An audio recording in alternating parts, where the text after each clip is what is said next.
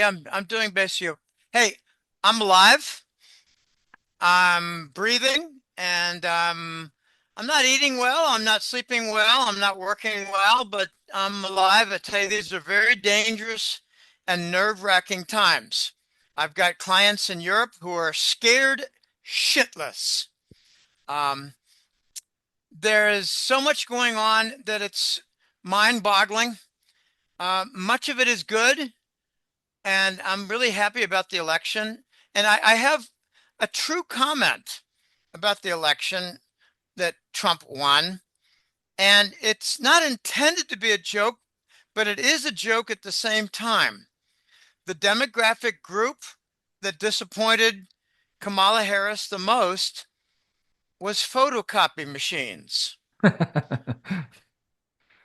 They didn't turn out to vote in the numbers that they were expecting, like with Biden 4 years ago. Right. They got stopped on the way to the voting centers. They got hijacked. Hmm. So Harris won every state that did not require voter ID, so they probably shipped in voters. It's really sad. They outspent over 4-1 the Republicans.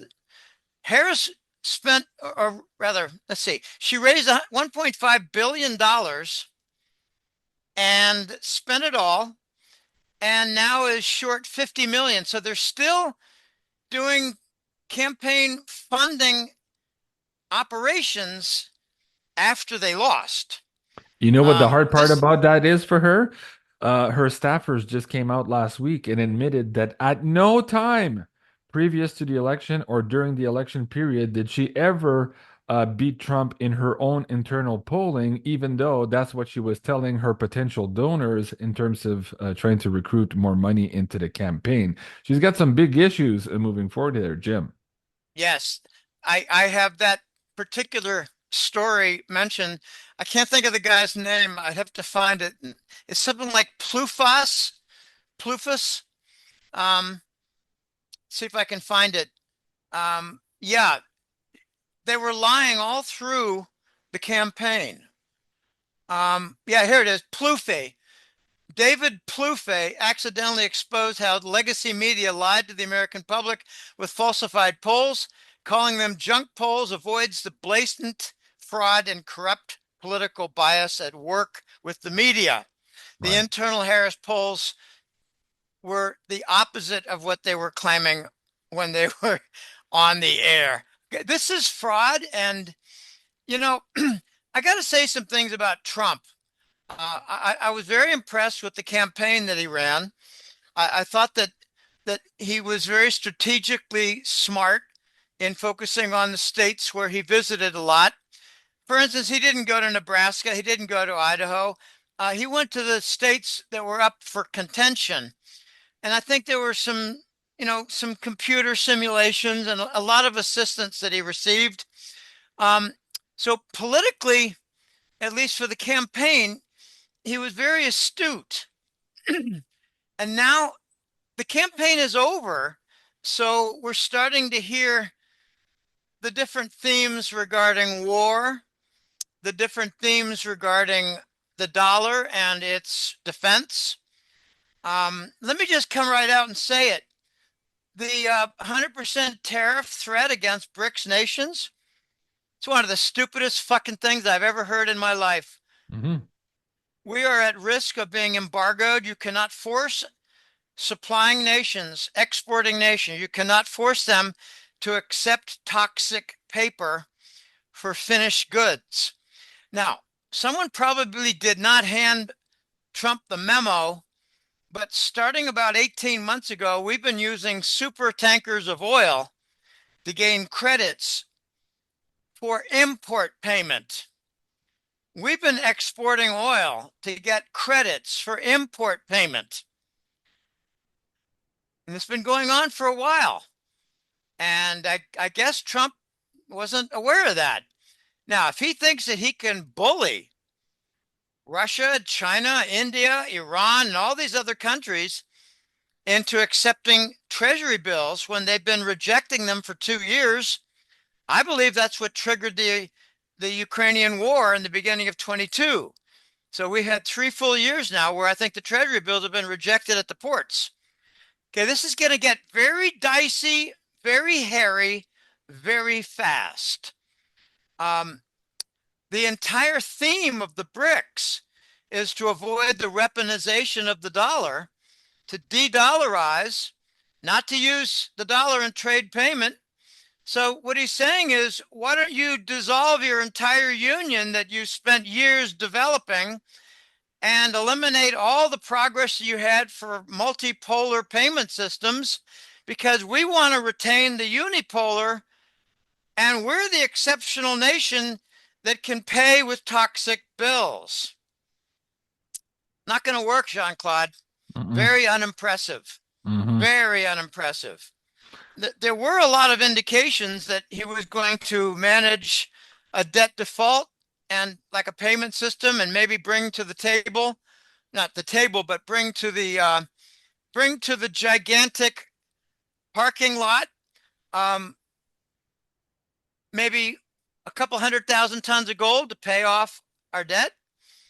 I don't know what he's planning to do with the debt, because 5 months ago, 6 months ago, 7 months ago, and not recently, he said that his first order of business would be to manage the debt default. So instead of managing a debt default, he wants to continue to monetize our debt with printed money, endure failed treasury bonds auctions, and force down the throats of suppliers toxic treasury bills for trade payment. It's not going to work. So let's Not look going to at work. let's look some of this news items here. Trump threatening 100% tariffs on BRICS nations here. He's saying anybody who wants to get away from the US dollar are going to be facing these tariffs moving forward.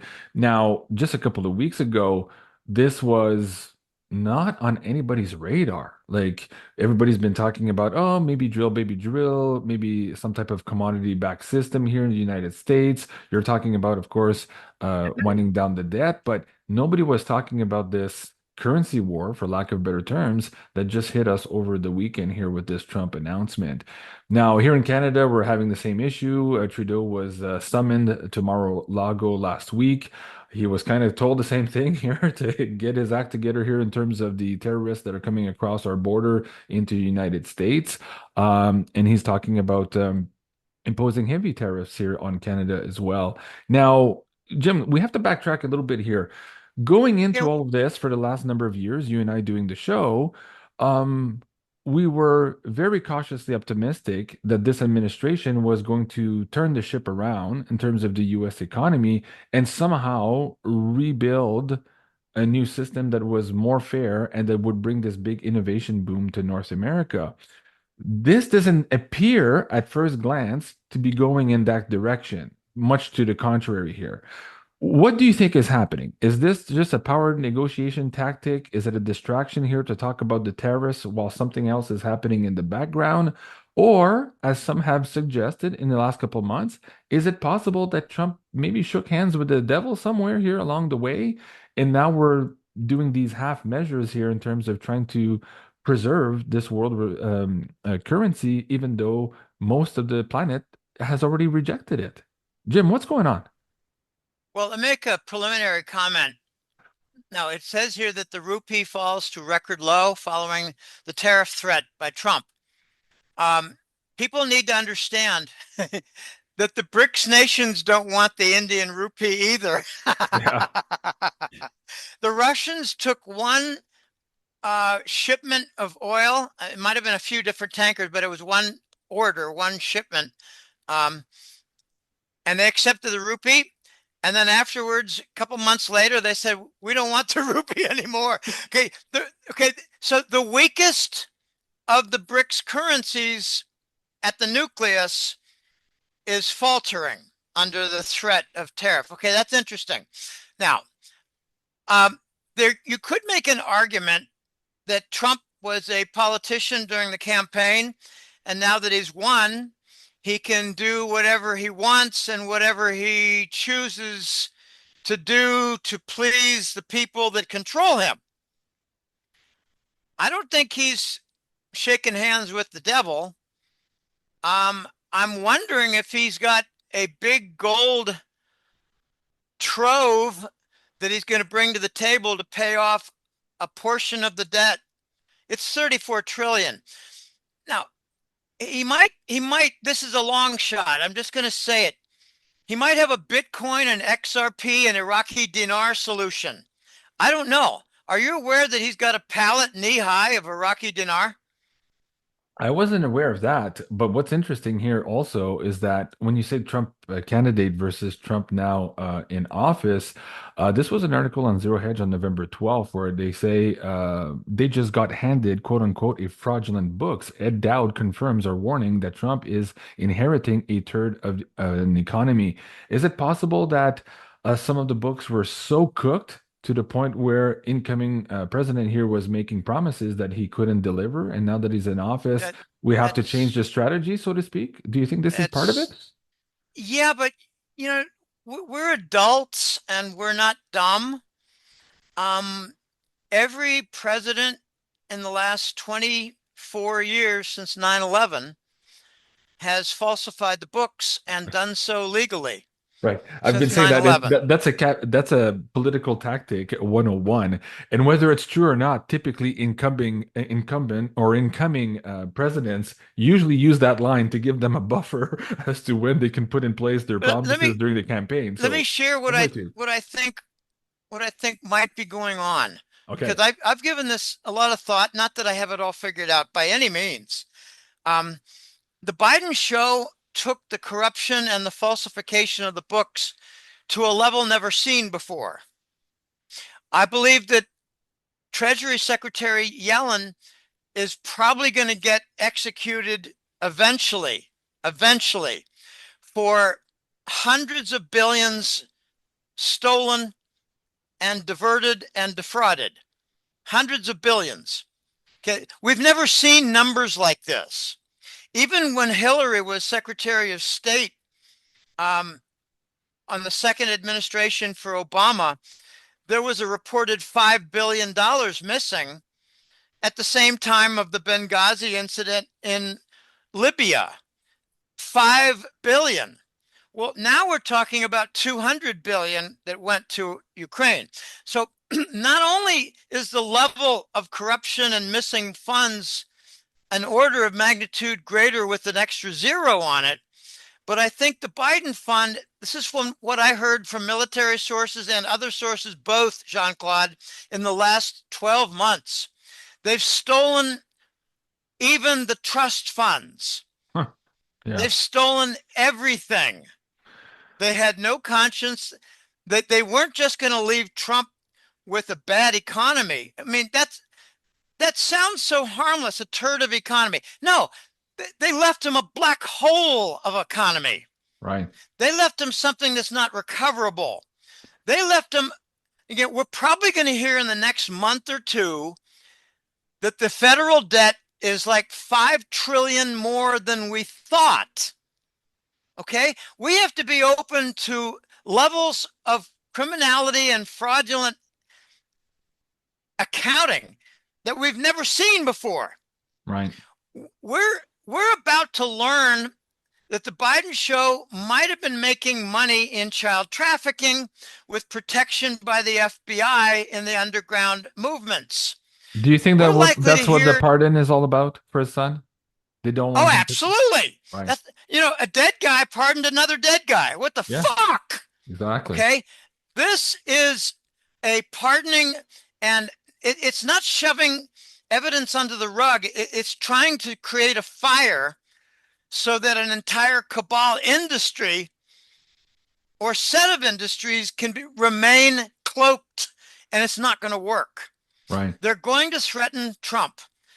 One of the most important points that needs to be conveyed in this hour with you, or 40 minutes, is that three groups are going to want to continue trying to kill Trump. The medical, pharmaceutical, under Rockefeller. Yeah. They're not going to want prosecution for genocide. They're not going to want Nuremberg trial. They're not going to want, pulling the vaccines off the market. They're not going to want evidence that were fraudulent clinical trials. which would eliminate their